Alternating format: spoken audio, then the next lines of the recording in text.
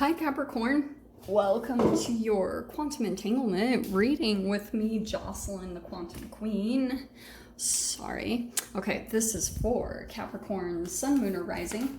And as always, welcome to my cross watchers. Cross watcher, you could be dealing with a Capricorn, and the message could be for you, so feel free to take it however it resonates with you and your situation.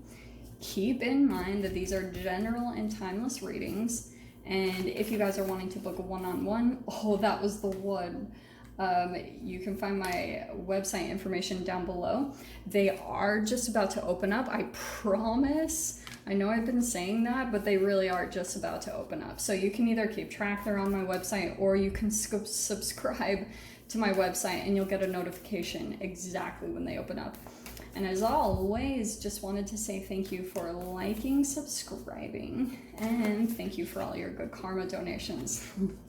This is perfect. Okay, and I am saying that because I was getting a message before your reading, and I always like to see if the cards will kind of like confirm what I'm getting, and that's why I'm like, yeah, this is perfect. Okay, so I'm going to start with these. So the first one that I wanted to go with, we've got the box. All right. So this is archetype where you might be coming out of some type of like boxed in perspective. And maybe this is something you don't even totally see, Cap. Like you could be feeling a little bit boxed in some type of situation in your mind where you feel like it's kind of hard to break free from some type of whatever. Boxed and stuff, yeah, it goes back to beliefs. It's just chemical releases that were passed down from your parents, the times when they felt stuck, and then that got programmed into you, and now you're pretty much just replaying the same exact thing that they went through. So that's really the foundation of what you're going through. You're going through pretty much a set of chemical releases that make you feel like blocked into some type of situation, okay? Now, you've got the shapeshifter. I love this. Sometimes, like, I love this card. It really depends on the situation, but the shapeshifter, yeah, it is what it is. And this really happens, like, chemically, if you watch people, they shift through emotional states. Like, you'll even see their face change. You'll see, like, everything about their demeanor change. Like, like if you see a shy person, like that's why sometimes when I see shy people, I'm like, oh, there is something fierce underneath there. Because a lot of the time shyness, I don't know why I'm going off on this. Maybe it's for one of you that maybe feels a bit shy. Because if you're feeling boxed in from really coming out in some way, shape, or form, this could possibly be why. So if you had like a dominant figure when you were younger, you still take on those chemicals, you know? So like, they're overpowering you is also a reflection of a time that they were overpowered. So they have two split energies within themselves. One that's really small, shy, but they feel that's too vulnerable. They actually have a rejection to that energy inside of them. It's become their shadow. So because of that, you two entangle, you pull into each other's reality. And then you, being the shy one, you could be a reflection of that inner shyness inside of them. And then it's vice versa, because you guys will interact with each other's shadows as you go through this connection with one another. Okay, well, apparently that could be a part of the message because that was really specific. So that could be what happens for you guys, is you'll experience some type of shapeshifter this next week. Like this could be someone that you, if you come up to someone, for example, and you feel like they're trying to possibly like box you into some type of situation, like there could just be restriction around whatever comes in, okay? That's a lot of the Mars retrograde energy right now, so I wouldn't be surprised if that comes in for you, because we've got the stone, like, and I love this, because this is like my gray rock. Gray rock doesn't always work though, because like, you know, when we're talking about narcissists, which this possibly could be, if you're dealing with a shapeshifter or someone, like a lot of the times you're dealing with someone who's trying to feed Oh my gosh, so yeah, this is perfect. Like someone might be reaching out to you, or you're coming in contact with someone. It's kind of like, oh, there you are. Is it time to feed again? It's like Dracula coming in to get their source of energy supply. And anything is a form of energy supply. Any form of attention is what this person is looking for. So if they're looking for a reaction, that's where you're gonna want to just like give them nothing, because the less you give them, the more bored they'll become, and then they will let you go easier. Does that make sense? Okay. Well, I'm not really sure why I'm pulling these cards, because that was really specific that I just got from those three. So let's just see though. Let's see what comes out. There we go. Yeah, that could not be more perfect. That's hilarious. So look at that. You've got two energetic differences that are coming in. King of Swords and the Son of Wands. So that is perfect with the stone, as far as like detached, no reaction.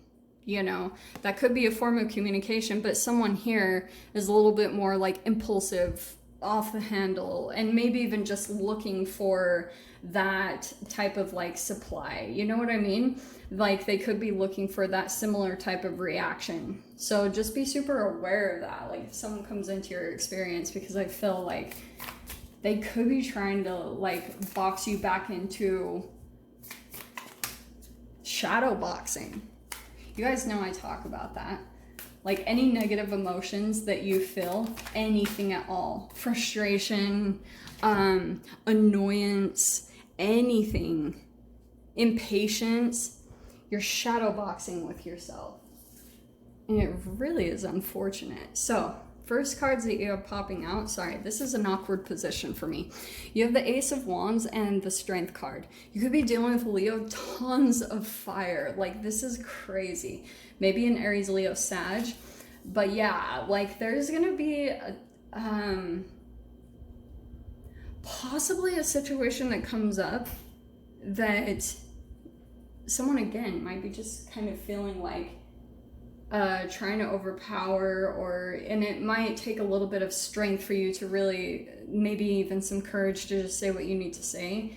That's not typically what I would get from a Capricorn, but there also could be the potential to maybe fly off the handle, because if you're especially experiencing a shapeshifter or someone that you feel like they get away with things, which some do, like they get away with a lot, and a lot of the times you just have to be like, whatever, just don't let it affect your whole world type of a thing.